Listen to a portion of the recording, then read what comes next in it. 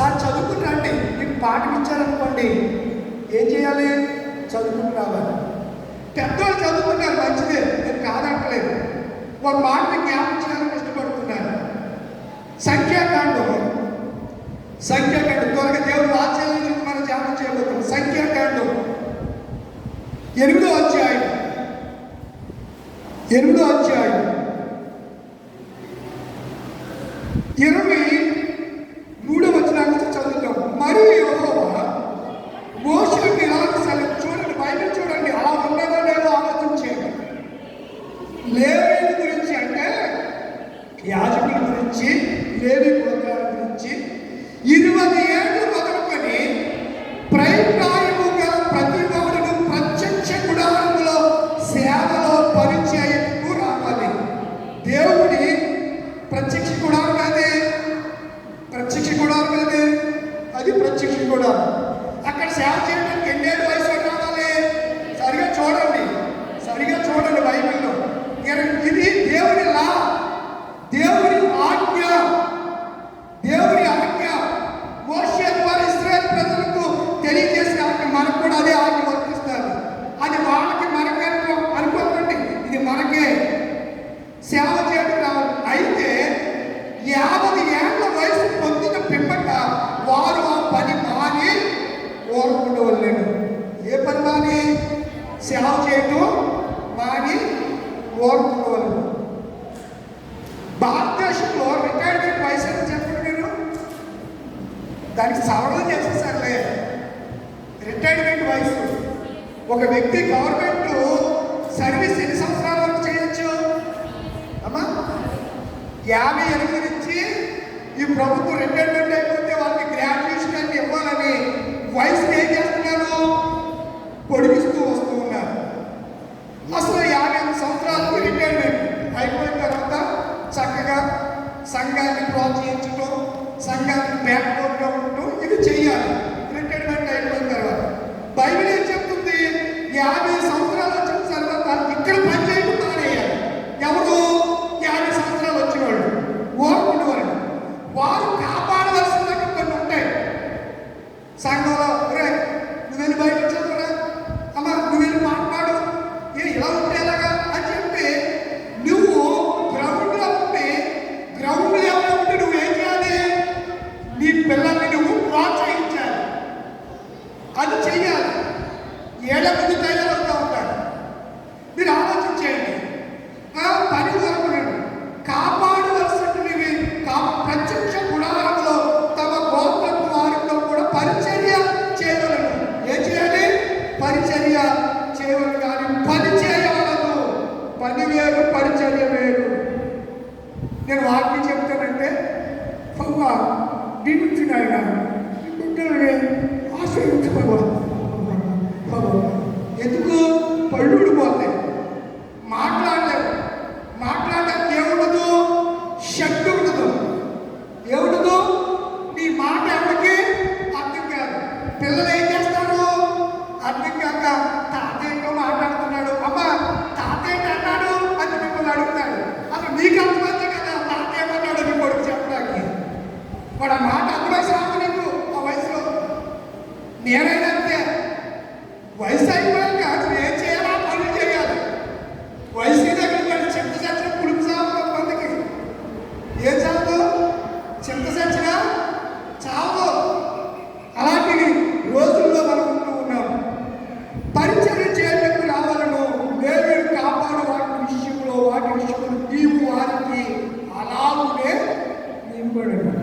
ఇప్పుడు మన లేడీస్కి కూడా రిటైర్మెంట్ వయసు 60 సంవత్సరాలు. దాన్ని ఈ పరదేశ్ బాబు వచ్చిన తర్వాత ఏం చేశాడంటే 60 సంవత్సరాలు 70 సంవత్సరాలు చనిపోయాడు. మన ఏలియా గారు, చింతల ఏలియా గారు అని ఆయన అందరూ కలిపి 70 సంవత్సరాలు సేవకుడు. ఇప్పుడంటే మోటార్ సైకిల్ వచ్చినాయి, కారు వచ్చినాయి, సైకిల్ మీద నడిచి వచ్చి సేవ చేయాలి. చేస్తాడా? దేవుని రూల్ అంటే బైబిల్ ఏం చెప్పింది? 60 సంవత్సరాలు అయినను వాటి వైభవము. మరి దేవుడు వాటిని ఇంత క్లియర్గా చెప్తున్నా సరే నేను పెద్ద తగ్గుతున్నమ్మా అని చెప్పి చాలా మంది ముందుంటున్నారు. ఆలోచించేది ప్రియులారా, వాక్యం అంటే వాక్యం కథలు కాదు.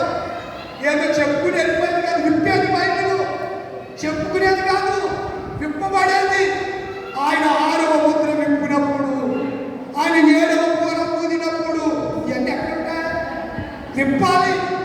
బైబిల్ గ్రంథాన్ని విప్పి చెప్పేది, విప్పి చెప్పేది అనే సంగతిని జ్ఞాపకం చేస్తున్నాను. కనుక ఇశ్రాయేలు ప్రజల జీవితాలు కూడా ఆ దినాల్లో అలాగే ఉంటే ఇర్మియా అన్నాడు, కంగారు పడకండి, ఏడవకండి అని చెప్పి ఆయన ఏడుస్తున్నాడు. ఎలా ఏడుస్తున్నాడో చూద్దాం. విలాపవాక్య గ్రంథం 1వ అధ్యాయము 1వ వచనం. జనభరితమైన పట్టణం అనగా యెరూషలేము పట్టణం ఎట్లు ఏకాకి అయి దుఃఖాలుగా. ఒకప్పుడు యెరూషలేము పట్టణం పిల్ల పాపలతో చక్కగా కలకలలాడుతున్నటువంటి పట్టణం ఏకాంతమైనది. అది ఎలా అయిపోయింది? పెరిమిటి లేని వారి విధవరాలైంది. ఏమైపోయింది? విధవరాలు. విధవరాలు కాదు, వర్ణాతీతం. ఈ బిడ్డలు ఎలా పెంచాలి? నాకు దిక్కెవరు? నా భర్త లేడు, నాకు దిక్కెవరు అని అంటే దేవుడు అంటాడు, విధవరాల పక్షంగా నేను ఉన్నాను అని ఆయన చెప్పాడు. కనుక ఆయన చెబుతూ రాత్రి ఎందు అది బహుగా ఏడ్చుచున్నది అని మాట్లాడుతూ దాని గురించి విలాపం చేస్తున్నాడు. విలాపం అంటే కన్నీళ్లు కార్చడం, ఏడవటం. ఇశ్రాయేలు ప్రజల కొరకు ఎవరు? ఇర్మియా ఏడుస్తున్నాడు. ఆ సందర్భంలో ఇలా ఏడుస్తున్నటువంటి ఇర్మియాకు దేవుని వాక్యం ప్రత్యక్షమైంది. ఇప్పుడు మన అంశంలోనికి మనము వెళుతూ ఉన్నాము. చూడండి 22వ వచనం. ఈరోజు ఎక్కడి నుంచి చదివారు? 18 నుంచి 26వ వచనం వరకు చదివారు కదా. 3వ అధ్యాయము 18వ వచనం. నాకు బలము ఉడిగెను అనుకుంటుని, యెహోవా యందు నాకిక ఆశలు లేవని కొట్టిని. నా శ్రమను, నా దురవస్థను నేను త్రాగి మాచిపత్రి చేతుకు జ్ఞాపకము ఎడతెగక నా ఆత్మ వాటిని జ్ఞాపకం చేసుకుని నాలో ఇరుక్కుపోతుంది. నేను బహు దుఃఖాక్రాంతుడైపోయాను. ఇశ్రాయేలు ప్రజలు చెరలో ఉన్నారు. మేము ఇంకా విడుదల పొందమా? ఏంటి శ్రమలు? ఇప్పుడు ఆంధ్ర రాష్ట్రంలో క్రిస్టియానిటీకి, క్రైస్తవ్యములకు బహు భయంకరమైన శ్రమలు వాటిలో పోతున్నాయి. మన పక్షాన మాట్లాడడానికి ఒకడు కూడా నోరు తెరిచి ముందుకు రానిటువంటి పరిస్థితుల్లో ఉంటున్నారు. ఇదంతా ఎందుకు జరుగుతుందంటే అబద్ధ క్రైస్తవులు, దొంగ బోధకుల వల్ల జరిగింది. చింతాడ ఆనంద పాలన కథను సుప్రీంకోర్టులో నేను ఎస్సీనే అయినా నేను పాస్టర్గా నేను పనిచేస్తున్నాను, ఎస్సీ చట్టం నాకు వర్తించాలని చెప్పి చింతాడ ఆనంద పాలనేవాడు సుప్రీంకోర్టు హైకోర్టు వేశాడు. హైకోర్టు కుదరదంటే, నువ్వు ఎస్సీ కాదు, నువ్వు క్రిస్టియన్వే, 20 సంవత్సరాల నుంచి నీకు పెద్ద సంఘం ఉంది, నీ సంఘంలో 500 మంది ఉన్నారు, వారానికి 50,000 ఇన్కమ్ వస్తుంది, నువ్వు ఎలా ఎస్సీ అవుతా కుదరదు అని చెప్పి కొట్టేసి, వీడేమో ఈ దౌర్భాగ్యుడు కనీసం బైబిల్ అన్న చదవాలి కదా, ఈ సేవకు చదవండి, వీడికి వాటిని ఏం తెలియదు, సంఘానికి పోయి చదువుతున్నాడు, పాలు పెట్టుకుంటున్నాడు, శుభ్రంగా తాగుతున్నాడు అంతే. ఈరోజు సేవకులు కూడా అలాగే ఉన్నారు. మీరు పిలిచినప్పుడు వచ్చి నీ కాలు పట్టుకెళ్ళిపోవడానికి చూస్తున్నారు తప్ప సంఘం ఏమైపోతుందో, సంఘం పరిస్థితి లేకుందో, ఆధ్యాత్మికంగా ఆ గొర్రె గుండుపడిందో, ఆ గొర్రెకి ఏమైనా గాయమైందా, ఆ గొర్రెకి ఏమైనా దెబ్బలు తగిలినాయా, ఆ గొర్రె మానసిక ఆ అశాంతిలో ఉందా ఏంటి అని ఆ కుటుంబం గురించి, ఆ బిడ్డల గురించి విచారణ చేసే కాపర్లు నేటి సంఘంలో లేనే. అందుకే విపత్కర పరిస్థితులు సంభవిస్తున్నాయి.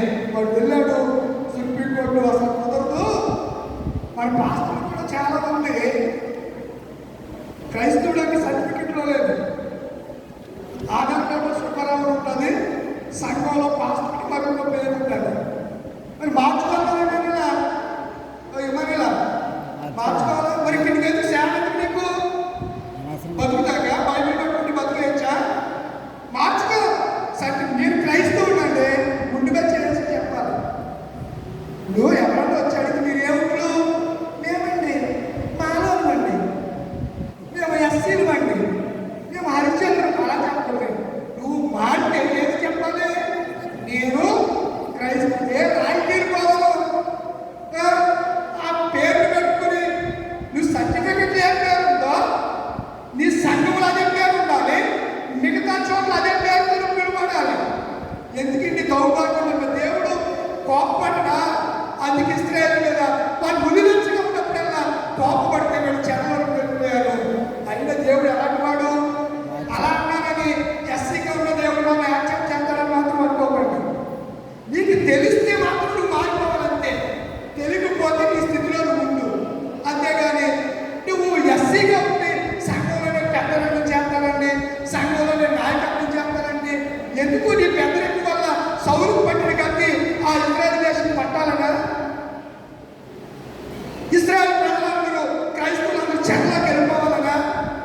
ఎందుకు నీ నాయకత్వం ఎవరికి కావాలి? నాయకత్వం ట్రాన్స్పరెన్సీ లేని నాయకత్వం ఎవరికి కావాలి? నీతి నిజాయితీ భక్తి లేని నాయకత్వం ఎవరికి కావాలి? ఇశ్రాయేలు ప్రజలు ఏలేవాళ్ళు అలా భక్తి లేకపోతే కదా దేవుడు ఏం చేశాడు? వాళ్ళని తీసివేశాడు. మహా న్యాయాధిపతిగా పరాజుడిగా పేరొందిన సంసోనులో నీతి లేదని కింద దేవుడు 2 కళ్ళు ఓడగొట్టేసి దావీదును దావీదు గుడిలో తిరగలు విడిసేవాడిగా అయిపోయాడు. దేవుడు ఆ ప్రజలను ఎందుకు విసర్జించేశాడు? వారు నీతిగా నిజాయితీగా వారు బ్రతకలేదు. అర్థమవుతుంది?